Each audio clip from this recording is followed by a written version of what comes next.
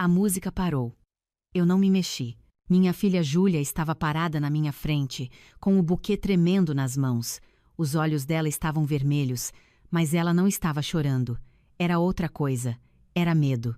Mãe, ela sussurrou e enfiou um papel dobrado na minha mão. Eu abri. 3 palavras escritas com pressa. Me ajuda. Por favor.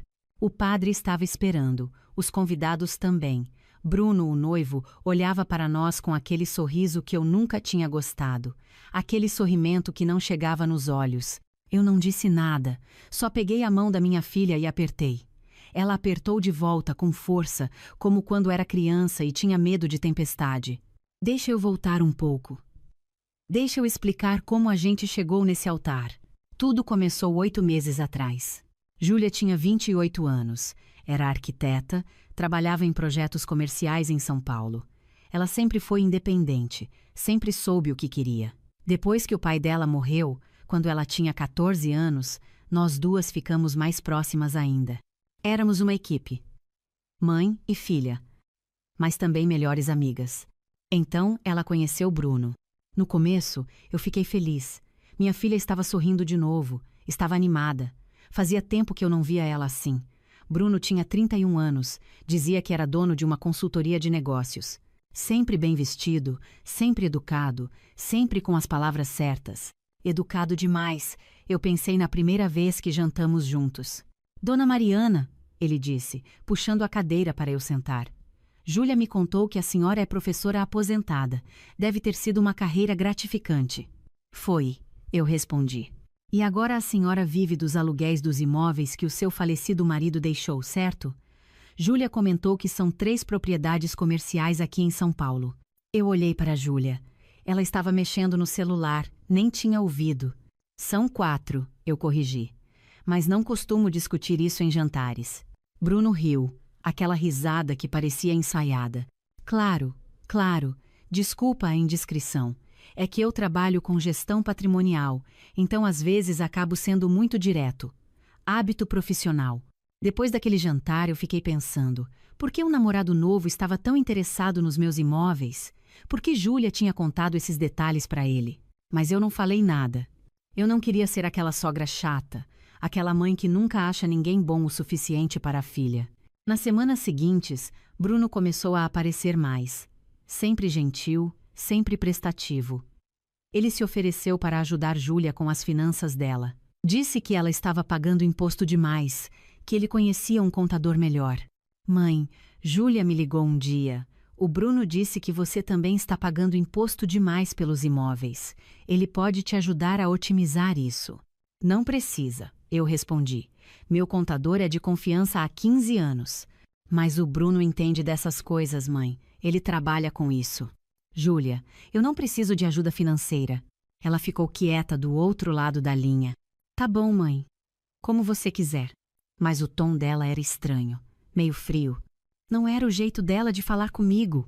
A primeira grande briga aconteceu 2 meses depois. Júlia veio em casa no domingo, como sempre fazia, mas dessa vez Bruno veio junto. Ele não tinha sido convidado, mas ele veio.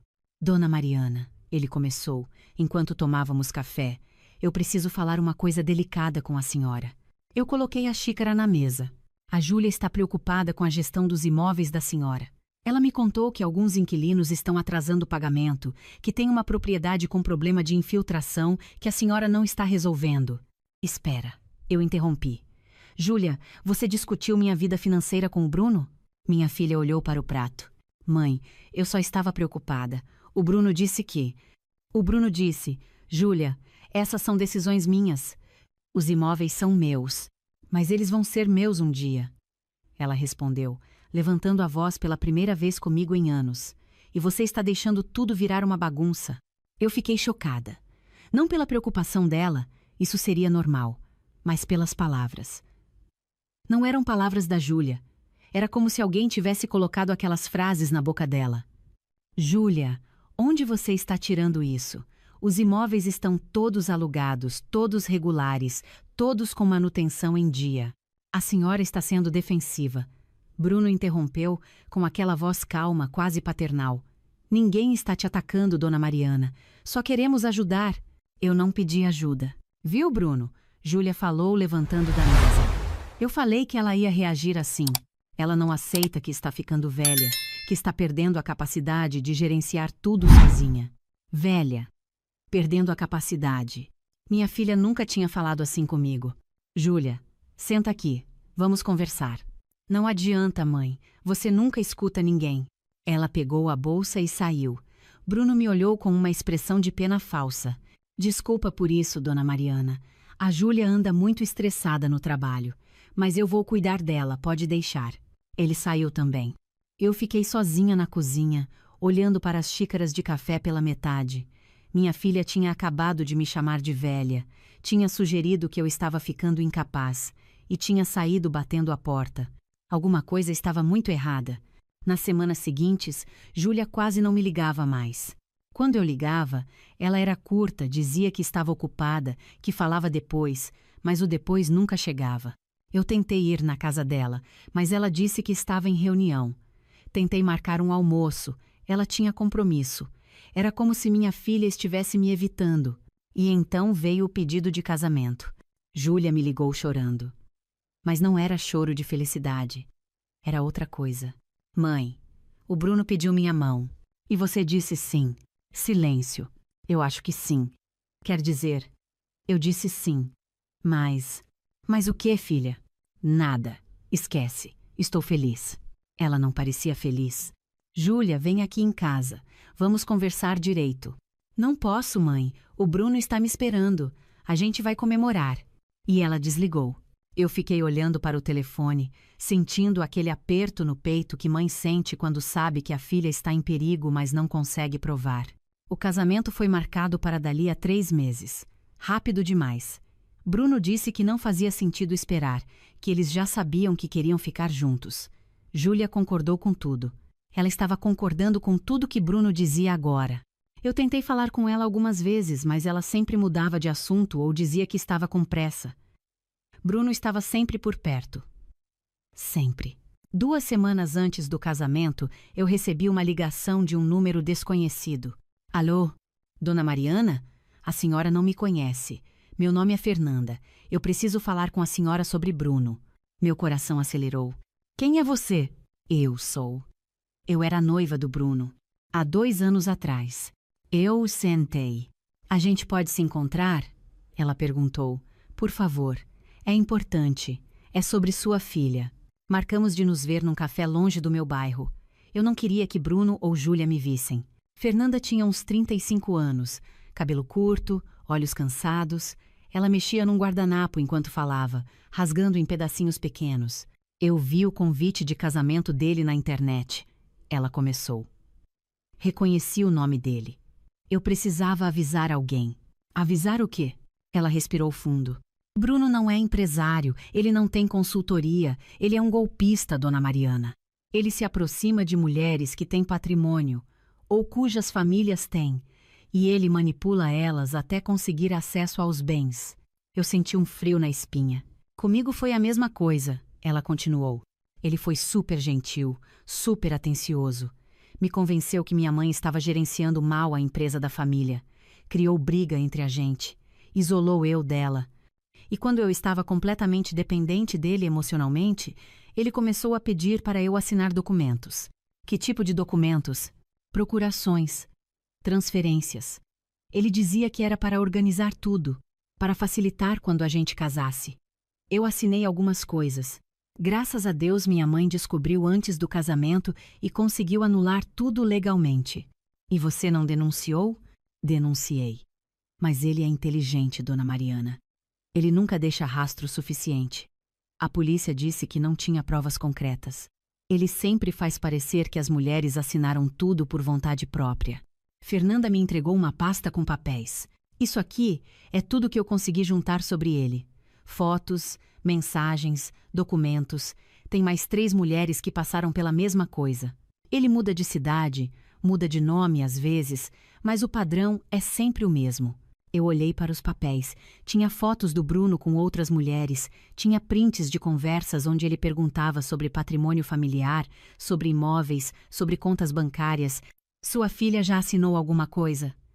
Fernanda perguntou. Não sei. A gente não está conversando muito ultimamente. Isso faz parte do plano dele. Isolar a vítima da família. Fazer com que ela dependa só dele emocionalmente. Aí ele consegue o que quer. Eu voltei para casa com a pasta na mão e o coração apertado. Minha filha estava em perigo e eu não sabia como ajudar. Se eu confrontasse ela diretamente, ela não ia acreditar em mim. Bruno já tinha plantado na cabeça dela que eu era controladora, que eu não aceitava a felicidade dela. Eu precisava de provas mais fortes. Eu precisava de ajuda. Liguei para Marcos, um amigo do meu falecido marido que tinha sido delegado. Ele estava aposentado agora, mas ainda tinha contatos. Mariana, isso é sério, ele disse depois que eu mostrei os papéis. Esse cara é perigoso, mas você está certa em não confrontar a Júlia diretamente ainda. Ele já fez a lavagem cerebral nela. Ela vai defender ele. O que eu faço? Vamos investigar, silenciosamente. E no dia do casamento, se a gente tiver provas suficientes, a gente age. Marcos começou a investigar. Descobriu que Bruno tinha pelo menos 5 identidades diferentes. Descobriu que ele tinha processos em 3 estados por estelionato. Mas todos acabavam sendo retirados por falta de provas ou porque as vítimas desistiam de testemunhar. Ele ameaça elas, Marcos me explicou. Diz que vai expor coisas da vida privada, que vai prejudicar a família. As mulheres ficam com medo e desistem. Minha filha não vai desistir, eu disse. Não se eu puder impedir. Uma semana antes do casamento, Júlia finalmente veio me ver. Ela estava magra demais, com olheiras profundas. Mãe, eu preciso que você assine isso aqui. Ela colocou uns papéis na mesa. O quê? É um documento transferindo a administração dos imóveis para uma empresa. O Bruno disse que é melhor para otimizar impostos. E como os imóveis vão ser meus um dia, faz sentido já ir organizando. Eu peguei os papéis. Eram procurações. Se eu assinasse, Bruno teria acesso total aos meus bens. Júlia, senta aqui. Mãe, eu não tenho tempo. O Bruno está me esperando. Senta. Ela sentou, mas estava impaciente, mexendo no celular. Filha, olha para mim. Ela olhou, mas os olhos dela estavam vazios. Não era minha Júlia. Você está feliz? Claro que estou. Vou casar. Você está feliz ou você está com medo? Ela congelou. Por que eu estaria com medo? Você me diz. Ela desviou o olhar. Você vai assinar ou não? Não vou. Por quê? Por que você não confia no Bruno? Ele só quer ajudar. Júlia, você confia nele? Mais do que eu confio em você ultimamente. As palavras bateram em mim como um tapa. Desde quando você fala assim comigo? Ela levantou, pegando os papéis. Desde que você decidiu que ninguém é bom o suficiente para mim. O Bruno tinha razão. Você não quer me ver feliz. Júlia. Mas ela já tinha ido embora. Eu sentei na cozinha vazia e chorei pela primeira vez em meses. Eu estava perdendo minha filha para um homem que só queria nosso dinheiro. E o pior, ela não conseguia ver. Marcos me ligou no dia seguinte. Mariana, consegui uma informação importante. Uma das ex-noivas do Bruno aceitou depor. E tem mais. Descobrimos que ele está trabalhando com um advogado que também é golpista. Eles formam dupla. O que a gente faz? No dia do casamento vamos ter policiais à paisana. Se ele tentar qualquer coisa, a gente age na hora. E se ele não tentar nada? Ele vai tentar. Homens como ele não mudam o padrão. Ele vai tentar fazer sua filha assinar alguma coisa no dia do casamento. Eles sempre fazem. Chegou o dia. Eu mal tinha dormido. Coloquei o vestido de mãe da noiva com as mãos tremendo. Marcos tinha me dado um pequeno gravador para colocar na bolsa, caso Bruno tentasse me abordar. A igreja estava linda. Flores brancas por todo lado. Os convidados chegando, cumprimentando, sorrindo. Ninguém sabia do perigo. Ninguém além de mim, de Marcos e dos 3 policiais à paisana espalhados pelo local. Eu vi Bruno no altar, sorrindo. Aquele sorriso de predador. E então vi minha filha. Júlia estava no fundo da igreja, sozinha, segurando o buquê. Ela deveria estar feliz, deveria estar radiante.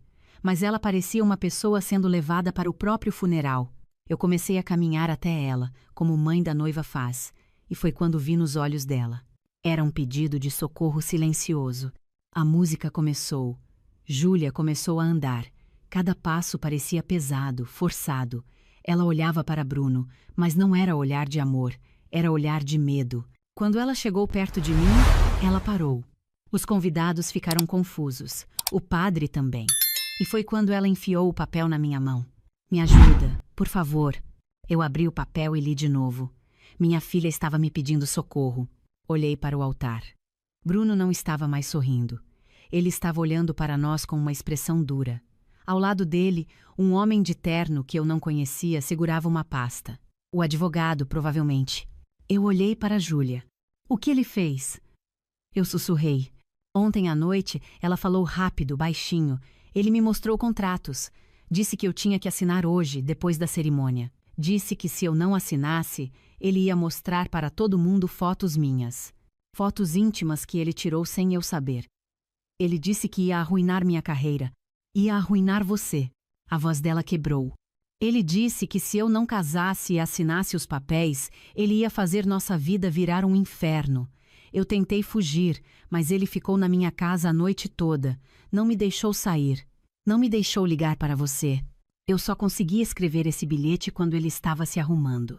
Eu segurei o rosto da minha filha. Eu não vou deixar nada acontecer com você. Mãe, ele tem fotos. Não importa. Nada que ele faça vai ser pior do que te ver casar com ele. Eu olhei para Marcos, que estava sentado na quinta fileira. Fiz um sinal discreto com a cabeça. Dona Mariana, a voz de Bruno ecoou na igreja. Está tudo bem? Podemos continuar? Ele estava tentando parecer preocupado, mas eu via a raiva nos olhos dele. Ele sabia que estava perdendo o controle. Não, eu respondi. Alto o suficiente para todos ouvirem. Não está tudo bem. Burburinho entre os convidados. Mãe. Júlia sussurrou. Confia em mim.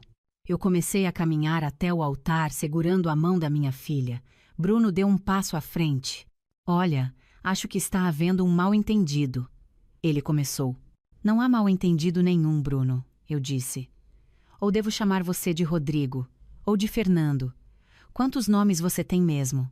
O sorriso dele desapareceu completamente. Eu não sei do que você está falando. Você sabe exatamente do que eu estou falando. Marcos já estava se levantando. Os 3 policiais também, discretamente se aproximando. O advogado ao lado de Bruno deixou cair a pasta e começou a andar rápido para a saída lateral. Fernanda. Eu chamei alto. A ex-noiva de Bruno, que estava escondida no fundo da igreja, levantou.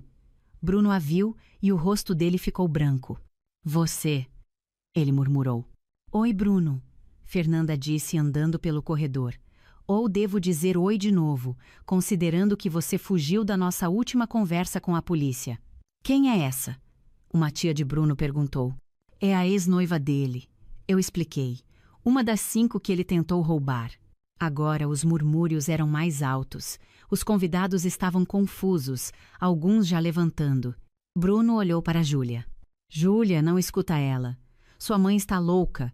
Ela não quer que você seja feliz. Júlia não vai escutar você nunca mais. Eu cortei. E sobre aquelas fotos que você disse que ia divulgar, você vai querer mesmo fazer isso com policiais aqui? Foi quando Marcos mostrou o distintivo. Bruno Henrique Costa. Ou Rodrigo Almeida Santos. Ou qualquer nome que você use. Você está sendo preso por tentativa de estelionato, extorsão e falsidade ideológica.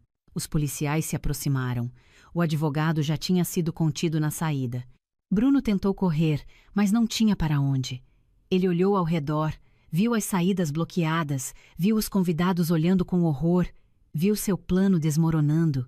Isso é um absurdo, ele gritou. Júlia, fala para eles, nós nos amamos. Júlia deu um passo à frente. Ela estava tremendo, mas a voz dela saiu firme. Você nunca me amou. Você me manipulou.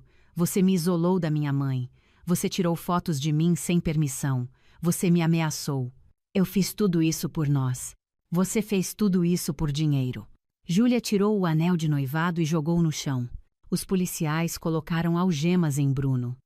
Ele estava gritando, dizendo que era um erro, que ia processar todo mundo, que tinha advogados. Mas enquanto o levavam, eu vi nos olhos dele o que ele realmente era. Um homem pequeno, vazio, que só sabia roubar porque não sabia criar nada de verdade na vida. Quando a igreja esvaziou, ficamos só eu e Júlia sentadas no primeiro banco. Ela chorava agora.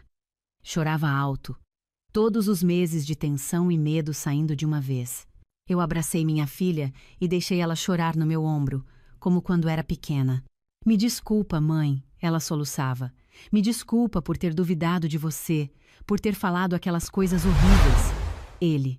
Ele colocou aquelas ideias na minha cabeça. Ele disse que você estava ficando velha, que você estava perdendo a razão, que você era ciumenta. Eu sei, filha, eu sei. Eu deveria ter escutado você desde o começo. Você tentou me avisar e eu não escutei. Você não tem culpa. Ele é especialista nisso. Ele já fez isso com outras mulheres. Ele sabe exatamente o que dizer, como manipular. Mas eu sou sua filha. Eu deveria ter confiado em você. Eu segurei o rosto dela. Júlia, escuta. Você foi vítima. Não foi fraca. Não foi burra. Não foi ingênua. Você foi vítima de um criminoso profissional. E você foi corajosa o suficiente para pedir ajuda, mesmo com medo. Isso é o que importa. Ela abraçou mais forte. Eu te amo, mãe. Eu também te amo, filha. Sempre. Ficamos ali por mais alguns minutos, só nós duas, em silêncio. Finalmente, Júlia perguntou. E agora? Agora a gente vai para casa. Vamos pedir uma pizza. Vamos assistir aqueles filmes ruins que você gosta. E amanhã a gente começa de novo. As fotos. Marcos já cuidou disso. Eles apreenderam o celular e o computador dele. Tudo vai ser deletado e ninguém além da polícia vai ver. Júlia suspirou, aliviada. Como você descobriu tudo? Uma ex-noiva dele me procurou. E aí eu fui atrás. Conversei com pessoas, investiguei. Porque é isso que mães fazem, Júlia. A gente não desiste das nossas filhas, mesmo quando elas desistem da gente. Eu nunca desisti de você. Eu sei. Você só estava confusa, mas você voltou. Você pediu ajuda, e eu estive aqui. Saímos da igreja juntas. O sol estava se pondo, tingindo o céu de laranja e rosa. Era um dia bonito, afinal. Não do jeito que a gente esperava, mas era bonito mesmo assim. No carro, Júlia me perguntou. Você acha que eu vou conseguir confiar em alguém de novo? Vai. Vai demorar, mas vai, porque o problema não estava em você, Júlia. Estava nele. E existem pessoas boas por aí. Pessoas que vão te amar de verdade, não pelo que você tem. Como eu vou saber a diferença? Você vai saber. E sabe por quê? Porque agora você sabe os sinais. Você sabe como manipulação parece. E da próxima vez você vai confiar na sua mãe quando ela disser que está sentindo algo errado. Júlia riu. Foi uma risada pequena, mas era genuína. Trato feito. Chegamos em casa e pedimos pizza. Escolhemos o filme mais bobo que encontramos na Netflix. E ficamos ali, no sofá, com a cabeça dela no meu ombro, igual quando ela era adolescente. No meio do filme, ela falou: Obrigada por não desistir de mim. Eu nunca vou desistir de você, Júlia. Nem que você me peça. Eu sei, e eu prometo nunca mais duvidar da minha mãe quando ela disser que um namorado meu é estranho. Uri. Bem, agora você me deu carta branca para criticar todos os seus futuros namorados. Você merece. Terminamos o filme. Júlia dormiu no sofá. Eu coloquei um cobertor nela e fiquei olhando para o rosto da minha filha. Ela parecia em paz agora. As olheiras ainda estavam lá. A magreza também, mas a tensão tinha ido embora. Eu pensei em todas as mães que não tiveram a sorte que eu tive. As outras vítimas de Bruno que não tinham uma Fernanda para avisar, um Marcos para ajudar, uma chance de parar o casamento a tempo. Nos dias seguintes, Júlia foi depor. Bruno e o advogado dele, que na verdade se chamava Carlos, foram indiciados por estelionato, extorsão e uma lista de outros crimes. Com o depoimento de Júlia e de mais 4 vítimas que finalmente tiveram coragem de falar, a polícia tinha um caso sólido. Fernanda me ligou uma semana depois. Obrigada, dona Mariana, por ter acreditado em mim, por ter agido. Obrigada por ter me procurado. Você salvou minha filha. A senhora salvou sua filha. Eu só dei informação. A coragem foi sua. Júlia começou terapia. Aos poucos ela foi voltando a ser ela mesma. Voltou a sorrir de verdade, voltou a ter aquele brilho no olhar. Demorou, mas aconteceu. 6 meses depois, ela me levou para almoçar. Mãe, eu estou bem agora. De verdade. Eu sei que está. E eu aprendi muito. Sobre relacionamento, sobre manipulação, sobre mim mesma. Às vezes, as piores experiências nos ensinam as melhores lições. Verdade. E sabe o que mais? Eu não tenho mais raiva dele. Eu tenho pena. Pena de um homem tão vazio que precisa roubar das pessoas para se sentir importante. Eu sorri. Minha filha tinha mesmo crescido. Mas tem uma coisa que eu nunca vou esquecer. Ela continuou. Você estava certo o tempo todo, e eu não escutei. E mesmo assim, quando eu finalmente pedi ajuda, você estava lá. Sem julgamento, sem eu avisei. Só. Lá. Porque é isso que amor significa, Júlia. Amor verdadeiro não diz eu avisei. Amor verdadeiro diz estou aqui. Júlia pegou minha mão por cima da mesa. Eu quero ser uma mãe igual a você um dia. Você vai ser melhor, porque você vai ter aprendido com os meus erros também. Você não cometeu erro nenhum. Cometi sim. Eu deveria ter agido mais rápido. Deveria ter sido mais insistente. Não, mãe. Você agiu no tempo certo. Se você tivesse me pressionado mais, eu teria me afastado ainda mais. Você esperou o momento certo, mesmo sendo difícil. Isso foi perfeito. Talvez ela estivesse certa. Hoje, quando olho para trás, eu vejo que aquele dia na igreja foi o pior e o melhor dia da minha vida. O pior porque eu quase perdi minha filha para um predador. O melhor porque nós duas saímos de lá mais fortes, mais próximas, mais conscientes. Júlia está namorando de novo agora. Um arquiteto que ela conheceu no trabalho. Ele é tímido, meio desajeitado, mas gentil de verdade. Quando ele veio jantar em casa pela primeira vez, eu observei. Observei como ele olhava para minha filha com admiração, não com cálculo. Observei como ele falava com interesse genuíno, não com segundas intenções. Observei como ele tratava os garçons, como ele falava da própria mãe, como ele reagia quando Júlia discordava dele. Depois que ele foi embora, Júlia me perguntou: "E aí? Qual o veredicto?" Ela é bom. Só isso ele é bom? É tudo que importa, não é? Ele é bom. Ele te trata bem. Ele te respeita. Isso é tudo que uma mãe pode querer. Você não vai investigar o passado dele? Ela brincou. Já fiz, eu respondi, também brincando, mais ou menos. Julia riu. Eu sabia, mas não achei nada de suspeito. Ele é quem diz que é. Às vezes pessoas são exatamente o que parecem. E às vezes não são. E às vezes não são, eu concordei. Mas agora você sabe a diferença. E você sabe que, se algo parecer errado, você pode vir falar comigo, e eu vou acreditar em você. Eu sei, mãe. Eu sempre soube. Mesmo quando o Bruno estava na minha cabeça, uma parte de mim sempre soube que você estava do meu lado. E essa é a coisa sobre ser mãe. Mesmo quando seus filhos se afastam, mesmo quando eles duvidam de você, mesmo quando eles não te escutam, você continua ali. Você continua amando. Você continua esperando. Você continua pronta para quando eles precisarem de você. Porque no final, é isso que amor de mãe significa. Não significa ser perfeita. Não significa sempre saber o que fazer. Não significa nunca errar. Significa estar presente. Sempre. Sem condições. Sem julgamentos. Significa dizer, eu estou aqui mesmo quando dói, especialmente quando dói. E significa nunca, jamais, desistir das suas filhas. Mesmo que o mundo inteiro desista, mesmo que elas mesmas desistam por um momento, uma mãe não desiste. Nunca.